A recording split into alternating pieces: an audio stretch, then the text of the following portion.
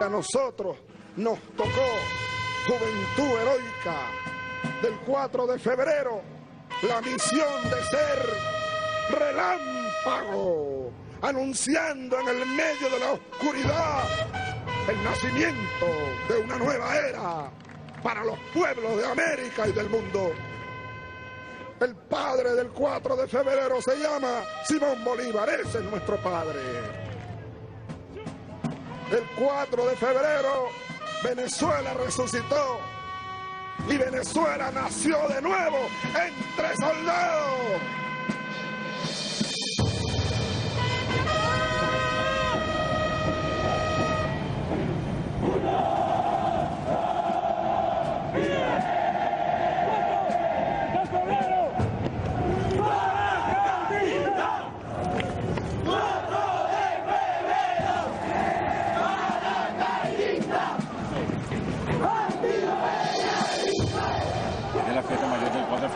Celebrando nosotros paracaidistas, nos sentimos animados.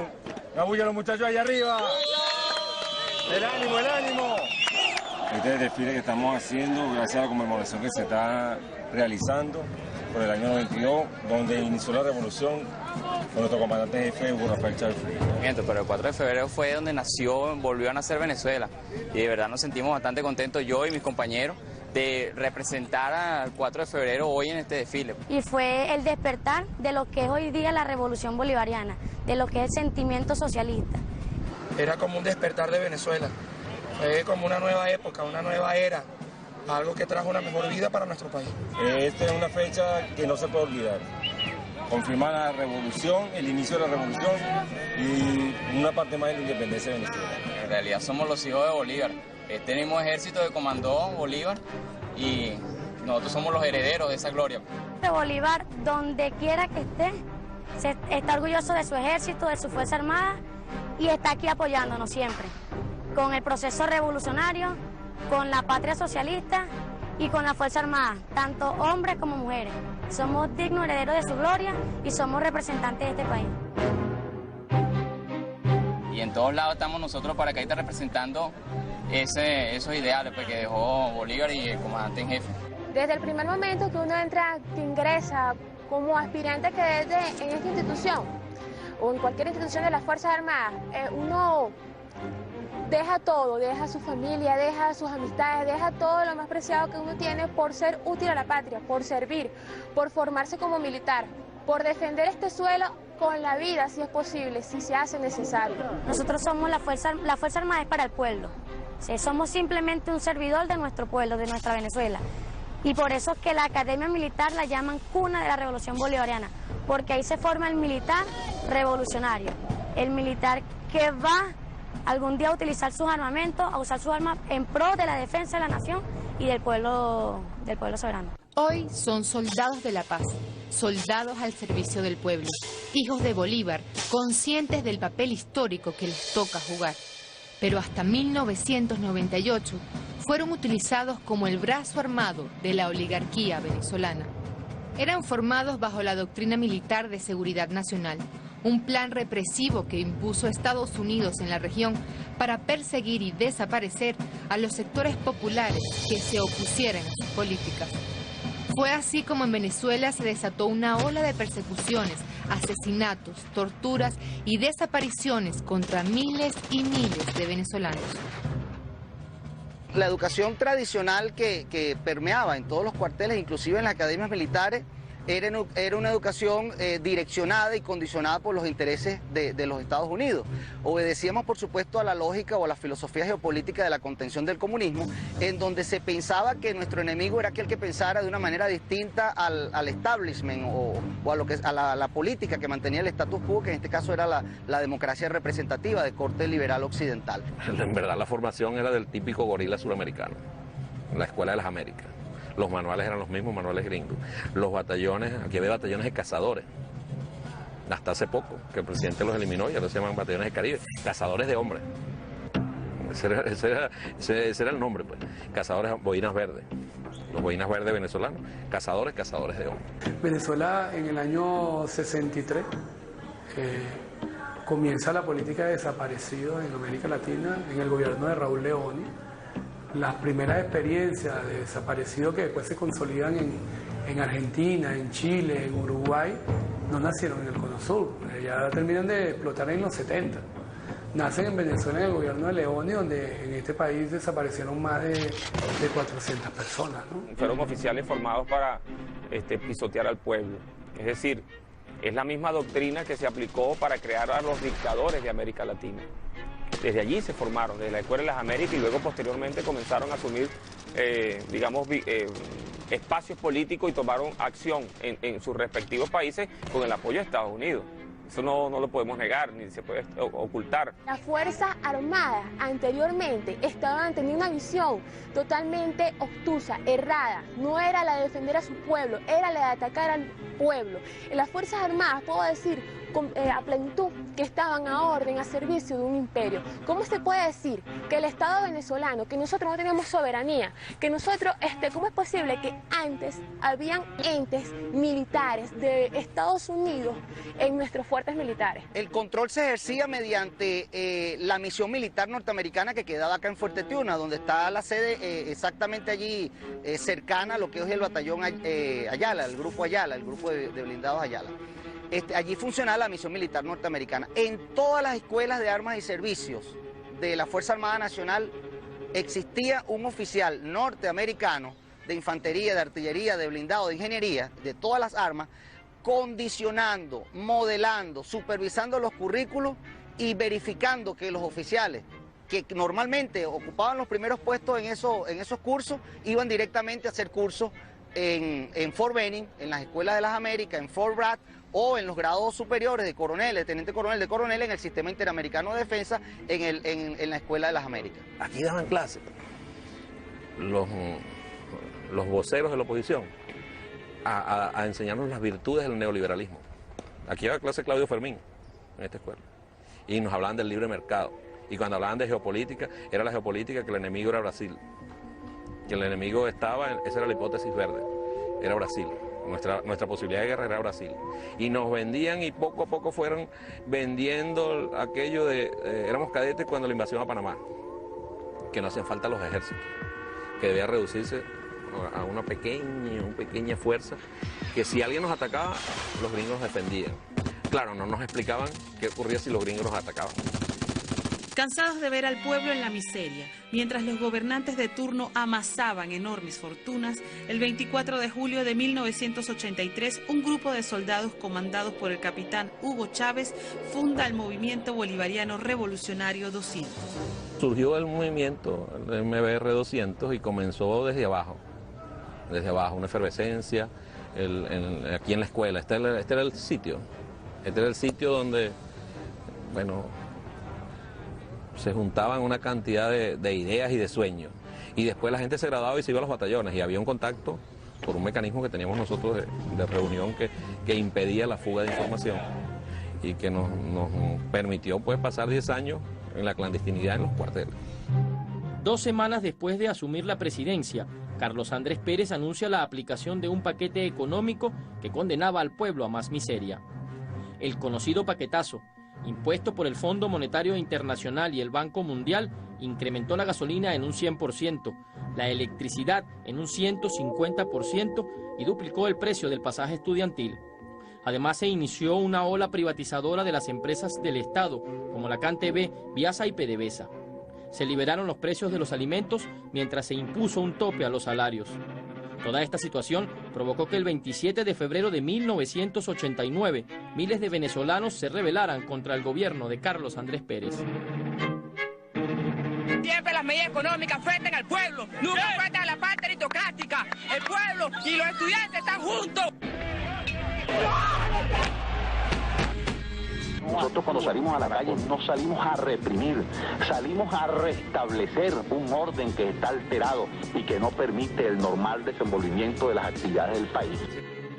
Venezolanos, en nombre del Gobierno Nacional, me complace informarle a la ciudadanía que desde el momento que se dictó la suspensión de las garantías constitucionales y se implantó el toque de queda, la situación general del país se encuentra prácticamente normalizada.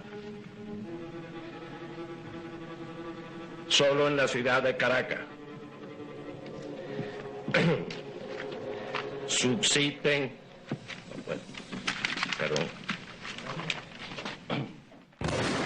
Con 10.000 soldados y 4 millones de balas, el gobierno de Carlos Andrés Pérez intentó frenar la rebelión popular.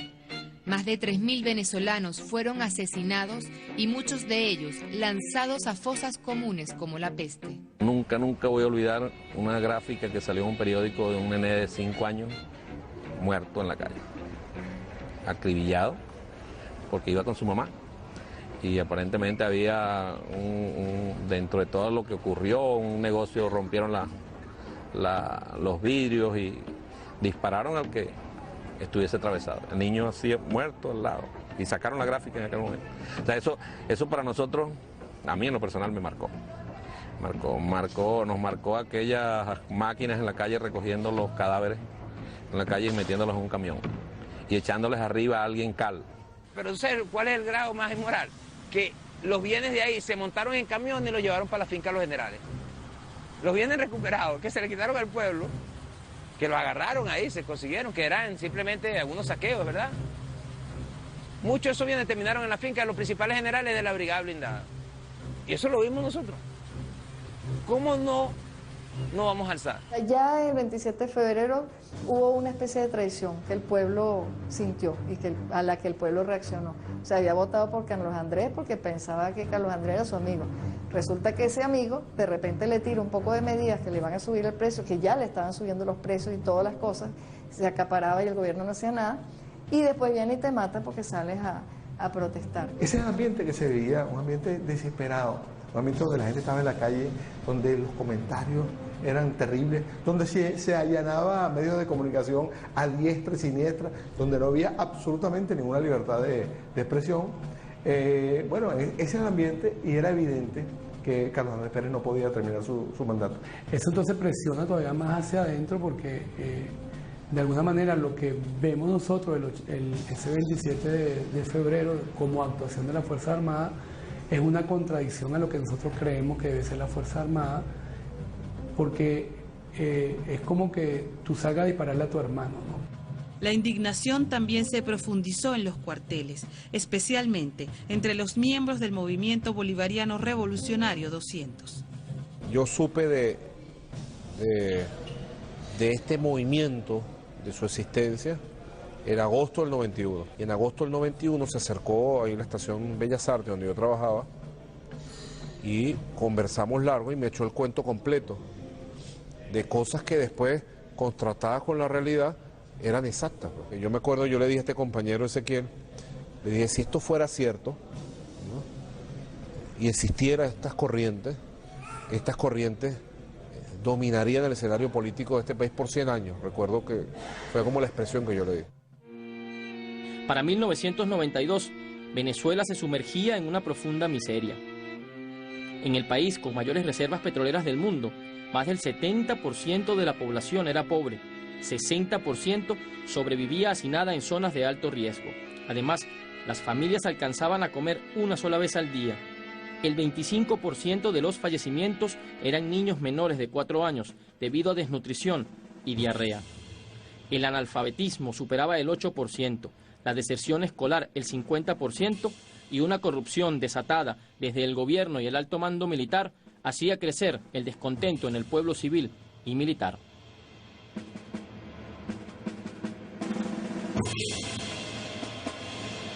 Los primeros días de febrero de 1992, el presidente Carlos Andrés Pérez se encontraba en Suiza participando en el Foro Económico de Davos. Cuando llegó, miles de militares lo esperaban con una rebelión comandada por el teniente coronel Hugo Chávez Frías, el nieto de Maysanta, el último hombre a caballo. En verdad el 4 de febrero fue una quijotada, un mar de dudas, individuales, colectivas. Yo cuando venía cruzando el Valle de Aragua, de Maracay, hacia La Victoria, en un viejo jeep militar con mis muchachos y el batallón, decía, Dios mío, no sé qué va a pasar esta noche, pero somos libres. Había que querer hacer eso. Para nosotros eso forma parte de la quijotada, ¿no? Sabiendo, aún a sabiendas que no había mayores probabilidades de éxito, hicimos una quijotada que, bueno, que está ahorita en este momento en el tapete, porque luego se convirtió en una revolución pacífica. La opción de la rebelión surge cuando nos damos cuenta, a partir del 27 de febrero del 89, que la situación ya era insostenible, que simplemente había que hacer algo a partir de ese momento. Era tomar el poder, no era matar a nadie, era tomar el poder. Y fíjate, aquí en el ejército se logró neutralizar a la Fuerza Armada. Claro, el símbolo de poder era Carlos Andrés Pérez, era lógico. Y esa operación también fue exitosa. Lo que pasa es que Carlos Andrés Pérez, obstinado como lo conocemos, Carlos Andrés Pérez, asesino como se sabe, no se entregó, no iba a entregarse y generó ahí con otro loco que estaba desde la Casa Militar, un almirante que estaba ahí, es de Carratú, fueron los que empezaron a crear digamos, el impacto. En vez de estar rodeados, no tienen fuerza con qué responder. ¿Qué hacen ellos? Simplemente esconden a Carlos Andrés Pérez. El éxito de ellos fue esconder a Carlos Andrés Pérez. Haber buscado a Carlos Andrés Pérez significaba matar a mucha gente y a soldados. La intención era capturarlo para juzgarlo. En ningún momento éramos unos bandoleros. La rebelión es contra un sistema que se convirtió en opresor de su mismo pueblo. Y yo creo que el resultado posterior en las urnas demuestra la interpretación que se hizo en ese momento histórico de la realidad del país. Todos los que hicieron el juramento del MBR 200 participaron en la rebelión militar, excepto Raúl Isaías Baduel. No, Baduel no salió porque yo creo que Baduel siempre jugó ganador. Siempre jugó ganador. Él sabe, ojalá que vea esto. Y él sabe las cosas que hizo, inclusive te voy a decir, aquí en esta academia militar, Baduel llegó en el año 85 y lo nombraron comandante de compañía, donde estaba yo, y yo era cadete de segundo año. Y llegó Baduel y nosotros dijimos, qué bueno llegó Baduel, que a los 15 días se fue, pidió cambio.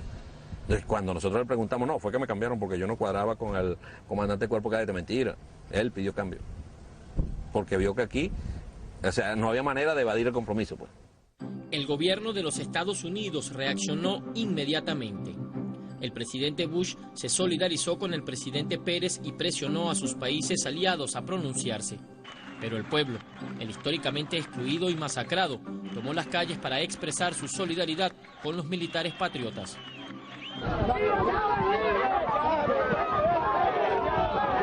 Eso es Chávez, es un comandante con todos sus amigos, con todos los que hicieron este país. Lo que hicieron fue buscar el mejoramiento de Venezuela, acabar con los corruptos, un corrupto como Carlos Andrés Pérez, un asesino como Carlos Andrés Pérez. Recuerdo que un camarada de la UCB, un colega profesor, muy amigo, me llamó, que no era muy amigo, colega y todo, pero no un hombre de izquierda, me llamó y me dijo, mira, la pegaste. ¿Por qué? ¿Qué pasó? Chico, tumbaron a Carlos Andrés Pérez, te tomaba la casona. Me decía él, me llamó para decirme en ese momento, ¿tú cómo que estabas dateado? Me decía, y yo no estaba dateado. Primero que nada, quiero dar buenos días a todo el pueblo de Venezuela. Y este mensaje bolivariano va dirigido a los valientes soldados que se encuentran en el Regimiento de Paracaidistas Aragua y en la Brigada Blindada de Valencia. Compañeros, lamentablemente, por ahora, los objetivos que nos planteamos no fueron logrados en la ciudad capital. Es decir, nosotros acá en Caracas no logramos controlar el poder. Ustedes lo hicieron muy bien por allá, pero ya es tiempo de evitar más derramamiento de sangre ya es tiempo de reflexionar y vendrán nuevas situaciones y el país tiene que enrumbarse definitivamente hacia un destino mejor.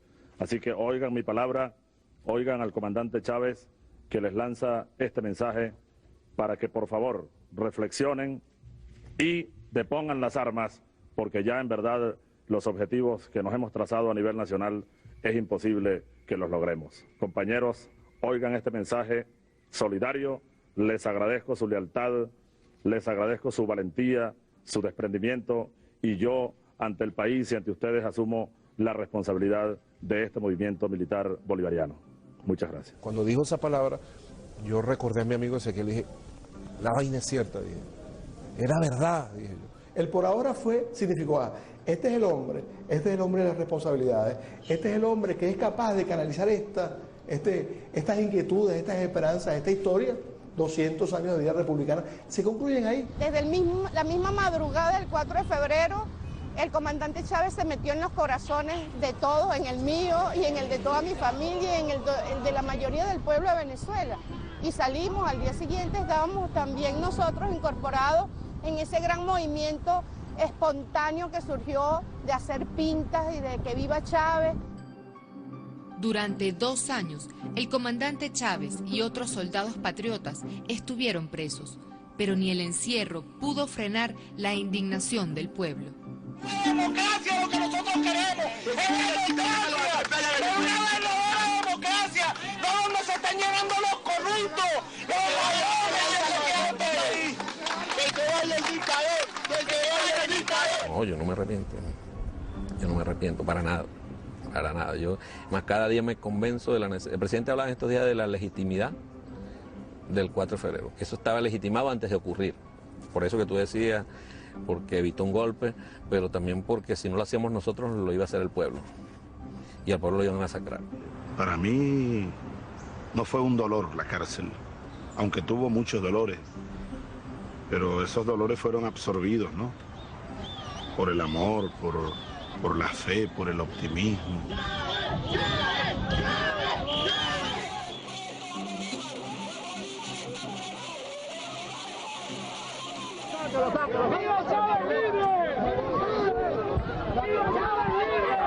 A pesar de estar en esa cárcel de Yare, una cárcel de presos comunes, él estuviera preso. Realmente su cabeza estaba en la calle y estaba muy bien en la calle, en el sentido conectado con el sentir popular que iba levantando como un tsunami, ¿no? Iba levantando una fuerza gigantesca que en buena medida en ese momento solo la captaba él. Yo lo que siento es que siempre hubo un pueblo crítico y valiente además, ¿no?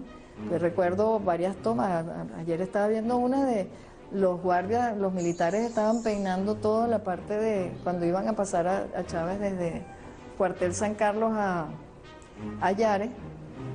Bueno, ellos peinaron así con peinillas toda la zona, ¿no? Y la gente caminaba, la gente no salió corriendo, o sea, los tipos así y ellos caminando, y de una ventana le decían, ¿qué miedo le tienen al pueblo?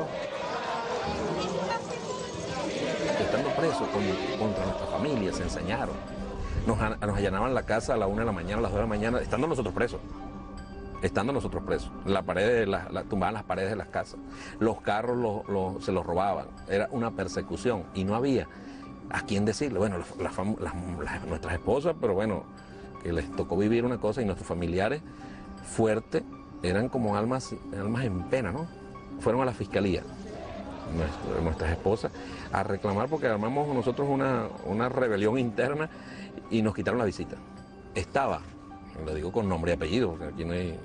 Este periodista se llama Sergio Novelli, era reportero de RCTV en ese momento. Estaba ahí cubriendo otra noticia. Y mi esposa se acerca y le dice, mire, ¿por qué usted no nos entrevista a nosotros? Para que esto salga. No, nosotros tenemos prohibido cubrir esa pauta. A pesar de las estrategias mediáticas para satanizar o desaparecer al comandante Chávez, eran miles los que iban a visitarlo a la cárcel.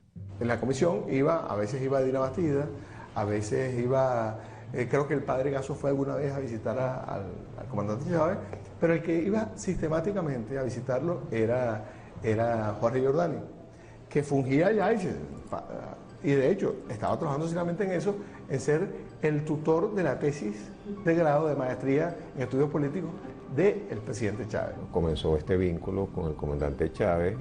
Yo ya después fui regularmente a Yare, casi todas las semanas conversábamos, un poco tratando de ayudarlo en la tesis que él estaba desarrollando del proyecto nacional a partir del árbol de las tres raíces, bueno, Zamora, Simón Rodríguez, Simón Bolívar. Eran miles de personas que se apostaban allá a las afueras de Yare, que querían conocer a Chávez. Mire, era impresionante, les llevaban comida, ropa, regalos, cualquier detalle, cualquier cosa que pudieran ellos hacerles ver al comandante Chávez el agradecimiento por su acción heroica. Mira, yo creo que cada llamado que él hacía, la gente respondía, ¿no? Vamos a Cazolé, vamos a salir con los llaveros, salimos con los llaveros. Cada día que pasara algo y que pasaran cosas distintas, ahora vamos a hacer tal cosa, vamos a hacer... O sea, él estaba como dirigiendo un ejército de civiles sin armas, desde la cárcel dirigiendo a los civiles, ¿no?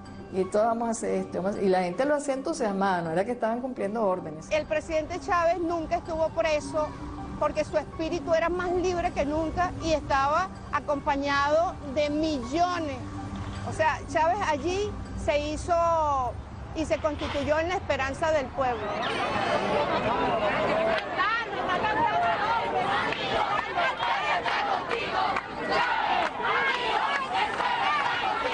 Así cuando sale Chávez de la cárcel de la dignidad, porque se le llamó fue la cárcel de la dignidad, sale como un líder, como el líder que creció allí. Él representa para el pueblo venezolano uno de los hombres que ha dado todo por Venezuela. Chávez es el hombre que realmente nos va a ayudar a llevar la democracia como tiene que ser. Me siento orgullosa de él y vengo en representación de los estudiantes, que todos estamos con él.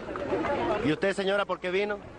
Yo vine porque estoy desde el 4 de febrero en Miraflores, allá tú estás luchando y seguiré luchando con el comandante y todos los patriotas. Todos nosotros los venezolanos nos sentimos orgullosos de tener un hombre como él, pues valiente, decidido. A rendirle honores al comandante Hugo Chávez Frías, porque se lo merece, porque es el hombre que estamos esperando para que transforme nuestra patria.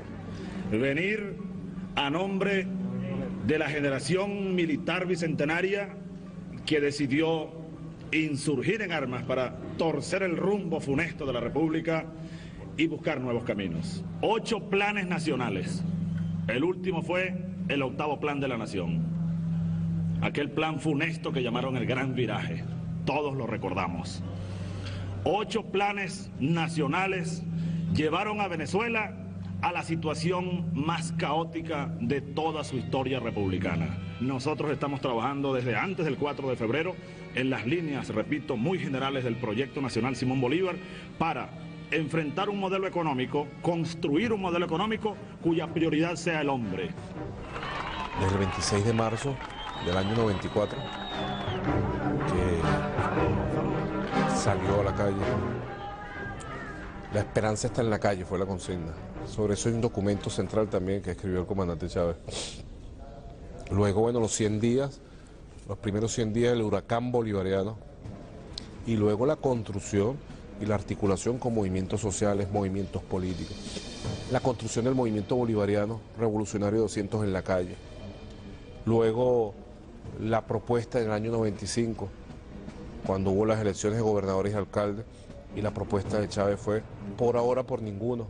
La historia empezó a salir otra vez, ¿no? Se empezó a volver a hablar de Zamora, de Bolívar, o sea, hubo como una especie de revolvimiento de la psiqui del ser humano venezolano de ese tiempo. Y era muy emocionante, o sea, cada día que uno vivía en las calles sentía que estaba en algo que iba para algún lado, ¿no? Nosotros logramos montar un camión, que lo llamaban algunos el motorhome de Chávez. Era un remolque, un camión, que se había puesto una imagen del comandante Chávez, ¿sabes? Con su boina y su pullover que cargaba en esa época, y con ahí se movía todo. Ahí iba el comandante adentro, arrastrado por un chuto, iba el comandante, los equipos de comunicaciones, ahí había todo, la propaganda iba ahí. Bueno, eso se lo quemaron. O sea, y era la DIGEPOL, nosotros sabíamos que, bueno, la DICIP en ese momento, era la DICIP que tenía una actitud sistemática. Chávez estuvo en la calle siempre, en contacto directo con la población, recorriendo el país y articulando una propuesta política para el país. Él construyó la fuerza, el proyecto y el liderazgo en la calle, nadando contra la corriente, con la represión encima y apagado por los medios de comunicación social. Había un silencio absoluto sobre Chávez. Él rompió con esa dictadura mediática desde abajo, con su propia voz y con la voz del pueblo. Inclusive me acuerdo una vez que una señora, ya cuando Chávez había salido de prisión, todos los 4 de febrero en la Plaza Caracas había un acto, ¿no? Y una señora me pasó un papelito para que Chávez lo firmara. Y cuando me da el papelito, o cuando yo le devuelvo el papelito firmado, ya no me acuerdo, me dice, ese es el próximo presidente, ¿no? Y yo recuerdo que yo la vi así como con un poquito de conmiseración, ¿no? Y nunca me he arrepentido más de una reacción, porque tenía razón. El 6 de diciembre de 1998, el comandante Chávez gana la presidencia de la República con más de 56% de apoyo nacional. Hoy podemos decir, con el espíritu lleno de tranquilidad, con la conciencia llena también de tranquilidad, todo se ha consumado. Pasó lo que tenía que pasar. No podía pasar otra cosa en Venezuela hoy, 6 de diciembre de 1998. Desde ese momento se dieron los primeros pasos para concretar el proyecto nacional Simón Bolívar. La primera promesa que cumplió el presidente Chávez fue convocar una Asamblea Nacional Constituyente para que el pueblo venezolano protagonizara y participara por primera vez en la historia en la redacción de la nueva Carta Magna. Desde ese momento se inició la recuperación de tierras y la industria petrolera. Fueron actos de justicia social que la oligarquía no le perdonó. El 11 de abril de 2002 lo secuestraron y le dieron un golpe de Estado.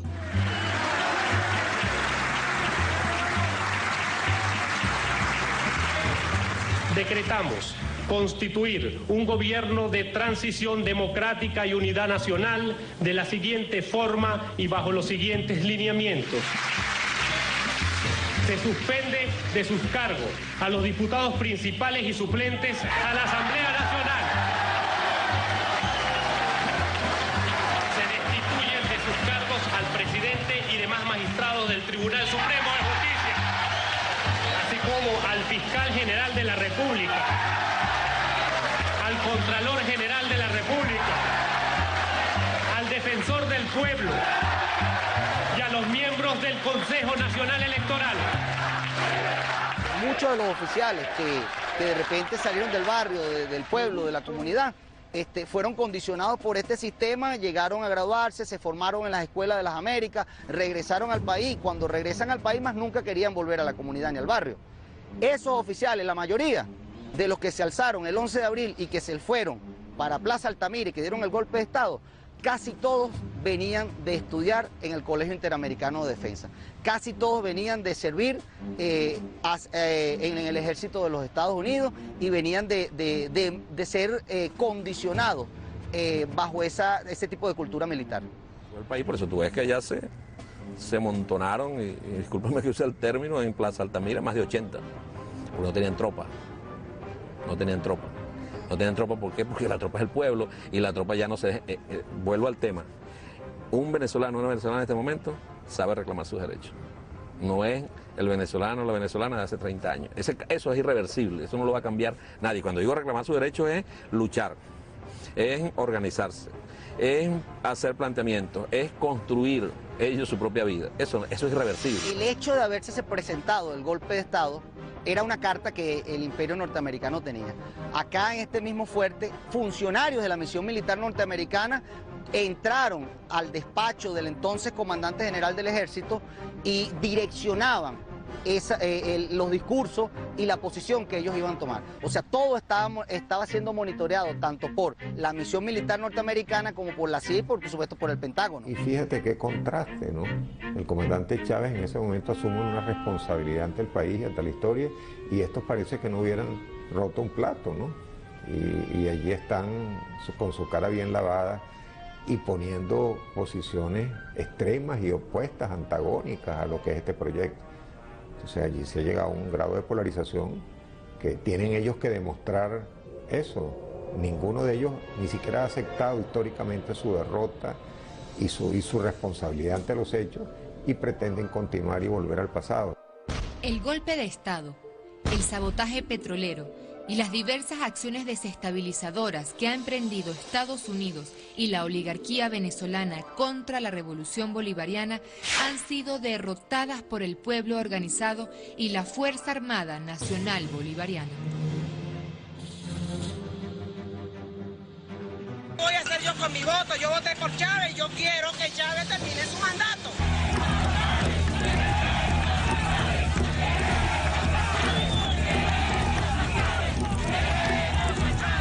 Mientras la gente pensaba de que la Plaza Altamira iba a generar una ruptura dentro del establecimiento militar, fue todo lo contrario. Los bolivarianos y los que creemos verdaderamente en el proceso de cambio y de transformación que se vive el país, dijimos que ese era un buen elemento para amalgamar más nuestra estructura militar. Y a partir del 2004, cuando se lanza la etapa antiimperialista, que nuestro comandante en jefe lanza la etapa antiimperialista, es cuando se expulsa la misión militar norteamericana de allí. A partir de allí se comenzó una revisión profunda de nuestra doctrina y también de los manuales, inclusive, que todavía hasta el 2004-2005 estaban implementándose en nuestros centros de formación, de capacitación y de profesionalización dentro de la Fuerza Armada. En el 2010, cuando en el contexto de la aprobación de la Ley Orgánica de la Fuerza Armada, de la nueva Ley Orgánica de la Fuerza Armada, es cuando verdaderamente se comienza esa revolución en los cuarteles. Ahora, el modelo de formación militar contempla la seguridad de la nación, pero también la contribución de la Fuerza Armada con el desarrollo del país. Además, se permitió la participación de la mujer y se le devolvió a los militares su derecho a votar. Ahora son soldados apegados a valores humanistas, bolivarianos y antiimperialistas que promueven la unión cívico-militar en defensa de la patria bolivariana. Es a partir del 2010, con la aprobación de la Ley Orgánica de la Fuerza Armada Nacional Bolivariana, cuando verdaderamente comienza una revolución dentro de la Fuerza Armada, una revolución militar.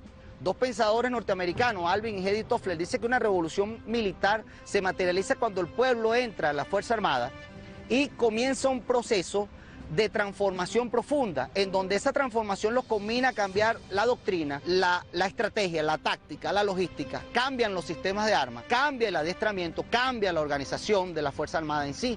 Entonces eso verdaderamente es lo que está sucediendo dentro de nuestros cuarteles.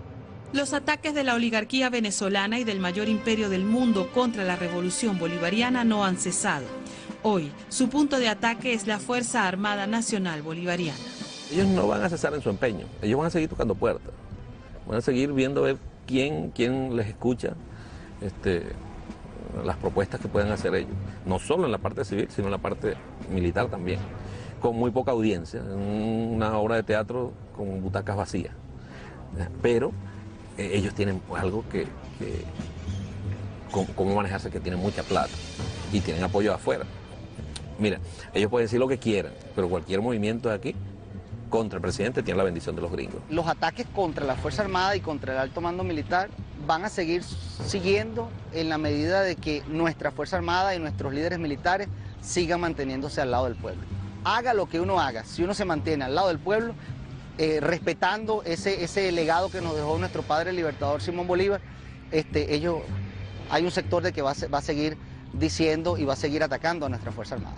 El ejército bolivariano hizo historia en su tiempo, está haciendo historia hoy día y nos estamos preparando para continuar con esta historia. Y aquellas personas que no están de acuerdo simplemente con la función que tiene la Fuerza Armada bolivariana hoy día, simplemente le hago un llamado a esas personas para que estudien, también se informen la importancia que tiene el ejército bolivariano, la importancia que tuvo el ejército bolivariano para obtener hoy día esta libertad que hoy poseemos. Los adversarios y los enemigos de Venezuela que pretendan desviar este camino que el pueblo soberano se ha dado, nos encontrarán a los hombres y mujeres del 4 de febrero de frente. La vida es una eterna lucha, ¿no? Una lucha de ideas y una lucha con armas cuando sea necesaria, ¿no? Con la crisis que tiene los Estados Unidos, esa crisis cíclica del capitalismo, y con los recursos hídricos, estratégicos y minerales y de hidrocarburos que tiene Venezuela, nosotros somos un elemento que el imperio nos tiene en la mira para poder pensar de que no es nada descabellado de que en algún día ellos se les ocurra pisar a la patria de Bolívar. Pero de ser así, aquí va a haber entonces otro Ayacucho. Tengan la seguridad de que nosotros estamos preparados para expulsar al imperio norteamericano, así como expulsamos al imperio español hace 200 años. Porque la independencia no se acaba, la independencia no terminó y la batalla del ejército no terminó en 1830, en 1821 o en 1810. La batalla de la independencia o la independencia de nuestro país continúa hoy, siglo XXI. Nos sentimos regocijados y comprometidos, soldados revolucionarios y comprometidos con esta revolución. La verdad que en cada uno de los soldados, los sargentos y los tenientes que estamos aquí, hay parte de la revolución. Somos soldados de la paz, pero preparados para cualquier agresión que el imperio tenga decidido hacernos. No nos va a encontrar desarmados y no nos va a encontrar descuidados, nos va a encontrar preparados, pero somos soldados de la paz. Yo creo que Bolívar está viendo eso, si eso es posible que esté ocurriendo, y al menos de tener una sonrisa. Bolívar está en su plaza montado en su caballo sin moverse, ¿no? Y yo creo que Chávez despertó a Zamora, despertó a Bolívar, despertó a Simón Rodríguez, despertó la historia, despertó todo lo que tenemos detrás, despertó además la sensación de ser un pueblo de libertadores. Yo creo que es una de las partes más bonitas de Bolívar, un ejército que era para liberar países y no para conquistarlos. Hugo Chávez es una bandera en el mundo hoy por hoy.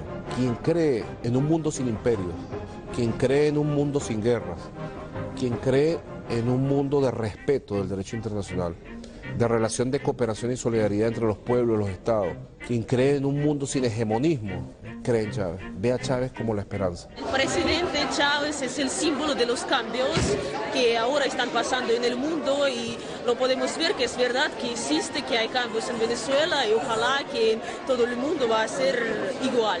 Chávez, porque en primer lugar nos vende una esperanza distinta para América, porque creo que pensábamos que estaba todo perdido y creemos que realmente es la luz que ilumina la liberación del pueblo americano.